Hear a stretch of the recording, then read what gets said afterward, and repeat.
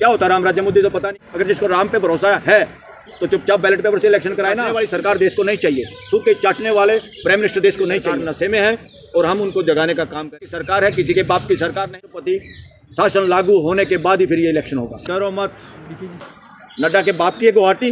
ये डरो मत, प्राइम मिनिस्टर और गृह मंत्री का लाइट डिटेक्टर टेस्ट किया जाए, नार्को टेस्ट किया जाए, ब्रेन मैपिंग टेस्ट किया जाए और पता चल जाएगा कि सारी गड़बड़ों के पीछे कौन है। डरो मत।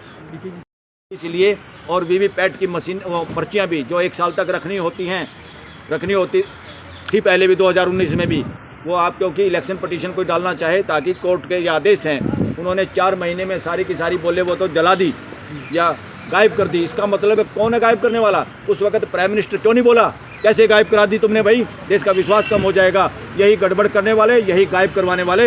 इलेक्शन कमीशन तो एक बोरा है खाली और मदारी के बंदर की तरह काम कर रहा है। सर, पीएमओ के घेराव की जो बात कर रहे हैं आप लोग, कैसे हो पाएगा घेराव? आप लोगों के राहुल गांधी पे भी एफआईआर हो जा रही है। राहुल गांधी ने तो कह दिया डरो मत, जितनी मर्जी एफआईआर हो। इस देश में एफआईआर तो स्वतंत्रता सेनानियों पे भी हुई थी दुनिया भर की।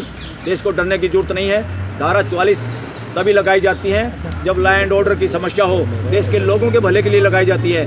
देश के लोगों को प्रदर्शन करने से, जायज बात कहने से रोकने के लिए धारा 44 नहीं लगाई जाती। अगर कोई लगाएगा तो देश इसको तोड़ भगाएगा। धारा 44 को जूते मारेगा देश। तो कानून का उल्लंघन माना जाएगा। ये कानून का उल्लंघन नहीं, कोई आदमी चालाकी से देश बिना इससे बहाना बना के लॉ एंड ऑर्डर की सिचुएशन हो गई। जैसे राहुल गांधी कहीं जाना चाहते थे, किसी मंदिर में या शहर से जाना चाहते थे, वहाँ नड्डा के बाप का वो है क्या? नड्डा के बाप की है गुवाहाटी या किसी और भी दल की? वो गुवाहाटी किसी के बाप की है क्या? वहाँ देश का कोई भी नागरिक जा सकता है और किसी पॉलिटिकल पार्टी का जो यात्रा निकाल रहे वो भी न्याय के नाम पे, और उस पार्टी का एक प्रमुख नेता और उसके सारे लोग वहाँ के अध्यक्ष सब वहाँ से जाना चाहते थे। वो लॉ एंड ऑर्डर कोई नहीं बिगड़ा वहाँ पे। वो लॉ एंड ऑर्डर बिगाड़ने की तो कोशिश करने की कोशिश की। बताते हैं बीजेपी के वर्करों ने या उनके कुछ लोगों ने उन पर हमला करने की कोशिश की। इसकी लॉ एंड ऑर्डर का बहाना बना के धारा 44 जो लगाई जाएगी, उस धारा 44 को ये देश तोड़ेगा और किसी का भी कुछ भी नहीं बिगड़ना। देश की जनता को ये बताना चाहता हूँ। सर, सवाल आप लोग भड़का रहे हैं यहाँ पर प्रेस कॉन्फ्रेंस। ये भड़का रहे हैं कि पीएमओ का घेराव करेंगे। ये भड़का रहे हैं। अगर ये भड़काने की बात है तो इस देश में प्राइम मिनिस्टर और गृह मंत्री का लाइट डिटेक्टर टेस्ट किया जाए, नार्को टेस्ट किया जाए, ब्रेन मैपिंग टेस्ट किया जाए और पता चल जाएगा कि सारी गड़बड़ों के पीछे कौन है। सर, विपक्ष आपके साथ तैयार हैं तो बिना इलेक्शन के फिर ऐसे प्राइम मिनिस्टर को दोबारा ले आएगा ये देश, अगर वो इन चीज़ों के लिए तैयार हैं तो। सर, आपकी लड़ाई में विपक्ष कितना सहभागी है? 100% विपक्ष 100% सहभागी है। सारे देश के एनजीओ, सारे देश के ऑर्गेनाइजेशन, किसानों के, खाप पंचायतों के, मजदूरों के, सरकारी कर्मचारियों के और क्या जो कॉन्ट्रैक्ट वर्कर हैं, चाहे और सब देश में कोई मना ही नहीं कर रहा। सब इस मुद्दे पे सहमत हैं और ये मुद्दा होगा। और जरूरत पड़ी तो अगर लोगों पे धारा 44 लगा के लोगों को रोकने की कोशिश करी, लोगों को जेलों में डालने की कोशिश करी, पूरा देश की जनता इसमें उन लोगों के साथ आएगी। और जरूरत पड़ी तो अगर ज़्यादा सरकार की तरफ से इस तरह से मिसयूज़ किया गया पावर का, तो देश के लोग राष्ट्रपति भवन के बाहर जाएंगे, घेराव भी कर सकते हैं और आदरणीय राष्ट्रपति जी को ज्ञापन दे के ये कहेंगे। हालात ऐसे पैदा हो जाएंगे कि देश में राष्ट्रपति शासन लागू होने के बाद ही फिर ये इलेक्शन होगा। क्या लगता है 25 फरवरी को आपको पीएमओ तक पहुंचने दिया जाएगा? इसको 25 तारीख को, 25 फरवरी को पीएमओ पीएम हाउस के पास पहुंचने से कौन रोकेगा? वो देश का प्राइम मिनिस्टर, वहाँ कोई भी जाओ शांतिपूर्वक तरीके से, उससे क्या फर्क पड़ता है? प्राइम मिनिस्टर को सिर्फ यही तो कहना चाहते हैं कि प्राइम मिनिस्टर देश की भावनाओं को समझो, ईमानदारी के साथ आओ, ईमानदारी का सामना करो, राम की चादर ओढ़ के इलेक्शन जीतने की कोशिश मत करो, लोगों के दिल जीत के इलेक्शन जीतने की कोशिश करो और लोगों के दिल की बात करो, अपने मन की बात छोड़िए। आंदोलनकारियों को हमेशा रोका जाता है ना सर? हम आंदोलनकारी कहाँ हैं? हम तो सच्चाई के प्रचार और प्रसार करने वाले हैं। हम आंदोलनकारी कहाँ हैं? आंदोलनकारी क्या होता है? आंदोलनकारी नहीं, इस देश के जो नाम रख दिए ना आंदोलनकारी, ये आंदोलन नहीं है। ये तो अपनी भागीदारी, अपनी सही बात को रखने के लिए, जब सरकार जो हमने बनाई है भारत की सरकार है, किसी के बाप की सरकार नहीं।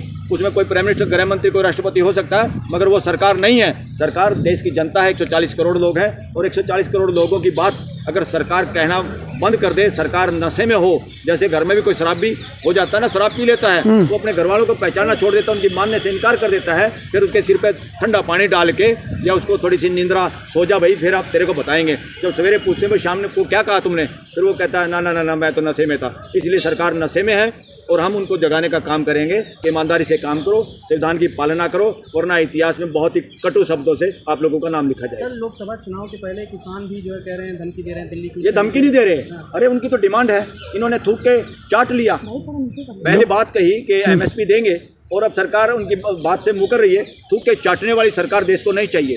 थूक के चाटने वाले प्राइम मिनिस्टर देश को नहीं चाहिए। देश को प्रेस कॉन्फ्रेंस का सामना ना कर पाए ऐसा प्राइम मिनिस्टर नहीं चाहिए। देश की बहन बेटियां नंगी हो, प्राइम मिनिस्टर चुप और वहां जाने से डरे, ऐसा प्राइम मिनिस्टर देश को नहीं चाहिए। देश में बहन बेटियों को रेप करके रात को शव जलाया जाए बिना पेरेंट्स की सलाह से, ऐसी सरकार और ऐसा प्राइम मिनिस्टर देश को नहीं चाहिए। देश की उन बहन बेटियों को जब वो प्राइज जीत के आई, जब उनको अपना वो चाय पिला के अपनी फ़ोटो खिंचवाने के चक्कर में घर पे बुलाता है और फिर बाद में उनके मुंह पे जूते रखवाता है, ऐसा प्राइम मिनिस्टर इस देश को नहीं चाहिए। इसलिए प्राइम मिनिस्टर देश को देखना होगा कैसा प्राइम मिनिस्टर चाहिए, जो प्रेस कॉन्फ्रेंस का सामना कर पाए या जो छुप के रहे प्रेस से, ऐसा प्राइम मिनिस्टर चाहिए। देश की जनता डिसाइड करेगी इस इलेक्शन में, और इसीलिए वो इलेक्शन ट्रांसपेरेंट हो। उसी वजह से प्राइम मिनिस्टर के हाउस का या पीएमओ ऑफिस का जो भी हमारे साथियों ने निर्णय लिया है उसका घेराव करने का यही मकसद है। और देश के लोगों में आत्मविश्वास जगाने की जरूरत है कि डरो मत, सब कुछ हमारा है, सब कुछ देश का है, सब देश की जनता का है। चंद लोग इन पोस्टों पे आते जाते रहते हैं। जब ये बदमाशी पे उतारू हो जाए, इनका इलाज भी देश की जनता को ही करना होता है। अपनी जिम्मेदारी निभाइए और बढ़ चढ़ कर हिस्सा लीजिए। सर लोग कह रहे हैं मोदी जी ने राम राज्य ला दिया है। क्या होता राम राज्य? मुझे तो पता नहीं ना। राम राज्य हमारे बुजुर्गों ने देखा ना, हमने देखा ना, हमारे बच्चे देखेंगे। किसी एक आदमी का राम राज्य नहीं है, संविधान है, देश की व्यवस्था है। सारे के सारे 140 करोड़ राम हैं और 140 करोड़ लोगों की भागीदारी से ये देश चलेगा आगे। कोई एक खागड़ इस देश को चलाएगा या देश को मंजूर नहीं। 47 में जूता मार दिया था राजशाही को, अब राजशाही ना पनपेगी ना पनपने देंगे।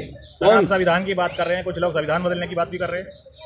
तो संविधान बदलने की कुचेष्टा जो कर रहे हैं उनको इस इलेक्शन में बदल दिया जाएगा। हिंदू राष्ट्र की बात कर रहे हैं। कौन सा हिंदू राष्ट्र? कौन है हिंदू? कौन है हिंदू के ठेकेदार? हिंदू कोई है तो सनातनी परंपरा है, और सनातनी परंपरा का अगर सही बखूबी से ईमानदारी से किसी ने निभाया है, उसको आगे ले जाने की कोशिश की है, वो महात्मा बुद्ध हैं देश में, जो कहते हैं कि मेरे को भी फॉलो मत करो, मेरी भी बात मत मानो, अपना दीपक आप बनो, सच्चाई को समझो, सच्चाई के अनुसार जियो। और महावीर जैन ये लोग थे जिन्होंने सनातनी परंपराओं को ढोंग में नहीं फंसने दिया, ढोंग से बाहर निकाला। ये जो हिंदू हिंदू कह के मंदिरों की ठेकेदारी लिए बैठे हैं, ये 1% मुश्किल से लोग हैं, एक आदमी नहीं है। ये सारे वो लोग हैं जो हिंदुत्व के नाम पे रोजी रोटी इनका धंधा चलता है। उन लोगों के अलावा कोई इनके साथ नहीं है। प्रसाद खाने सब चले जाते हैं, वोट नहीं मिलेंगी इस बात पे, बिल्कुल भी नहीं मिलेंगी। इसलिए तो बैलेट पेपर से इलेक्शन चाहते हैं। अगर जिसको राम पे भरोसा है तो चुपचाप बैलेट पेपर से इलेक्शन कराए ना। इनको ना राम पे भरोसा है। ये राम को मुखौटा ओढ़ के, जैसे किसी शेर बकरी का ओढ़ के जनता में घुस के शिकार करना चाहता है, उसी तरह से शिकार करने की कोशिश, इससे ज़्यादा कुछ नहीं है।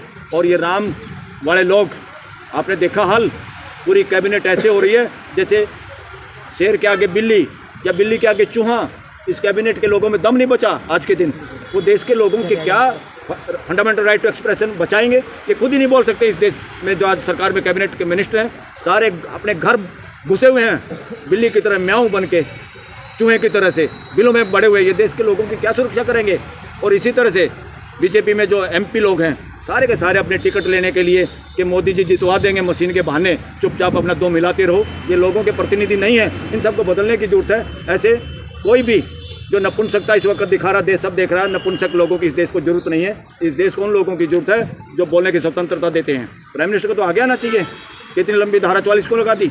प्राइम मिनिस्टर को तो आगे आना चाहिए कि भाई क्यों रोक लगा दी राहुल गांधी के उस पर। ये कुछ नहीं, ये पीएमओ के निर्देश हैं। ये चीफ मिनिस्टर में क्या हिम्मत, असम के चीफ मिनिस्टर में क्या हिम्मत है? वो इशारा जैसे यहाँ से होगा वैसे ही बंदर नाच करेगा, बंदरों की तरह नाच हो रहा है। सीएम कोई बचा है क्या? सीएम संविधान के हिसाब से चुने जा रहे हैं क्या? पर्चियों से चुने जा रहे हैं। इन्होंने बेड़ा गर्क कर दिया संविधान का और डेमोक्रेसी का।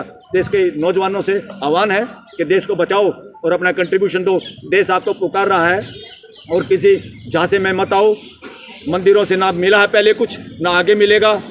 ये सारा का सारा ढकोसला, ढकोसले से बाहर आओ। ढोंग के चक्कर में मत फंसो, ढंग की बात करो, ढंग की बात के साथ चलो और सब अपना सहयोग करो। लेकिन सर जनता वोट तो कोर्ट के सामने भी कई बार आवाज उठाने की कोशिश की, लेकिन सुप्रीम कोर्ट का भी इस पर कोई प्रतिक्रिया नहीं आया। अरे बात सुनो, पूरी फौज गुंगों की होगी तो बोलेगा कौन? सुप्रीम कोर्ट दबाव में है। हम इशारे समझ लेते हैं। इशारे में सब लोग हमारे साथ हैं। जुबान से नहीं बोलेंगे, जुबान से नहीं बोलेंगे। सारे कर्मचारी लोग हैं, तनख्वाह के लालच में हैं, अपने बच्चों को इधर उधर गलत बेनिफिट दिलाने के चक्कर में हैं और इनका भरता ही नहीं। सुप्रीम कोर्ट के जजों को तो इस देश में कई कानून बने हुए हैं, कानून निरस्त करवाने की जरूरत करेंगे। अगली सरकार बनी तो हम मांग रखेंगे और ये बनेगी और ये सारे वो कानून बदलवाएंगे जिसमें हाई कोर्ट और सुप्रीम कोर्ट के जजों को रिटायरमेंट होने के बाद नई नौकरियां, नई अपॉइंटमेंट देने का प्रोविज़न है। इससे हमारी जुडिशरी रीढ़ विहीन हो गई है, नपुंसक हो गई है। इसलिए देश को रीढ़ विहीन और नपुंसक जुडिशरी नहीं चाहिए। इसके लिए भी काम करना होगा और देश के युवा अगर साथ देंगे तो रीढ़ विहीन और नपुंसक जुडिशरी से निजात दिलाएंगे देश को। सर, जिस तरह 14 और 19 में मोदी जी के नाम पर वोट दिया गया था, क्या 24 में, इसमें 14 और 19 में? 19 में कोई नहीं, 19 के तो आंकड़े हमारे पास हैं। मोदी जी के नाम पे वोट हुआ। सीट ऐसी हैं देश में जहां पे 15-20 हज़ार उससे भी ज़्यादा वोटें मिली।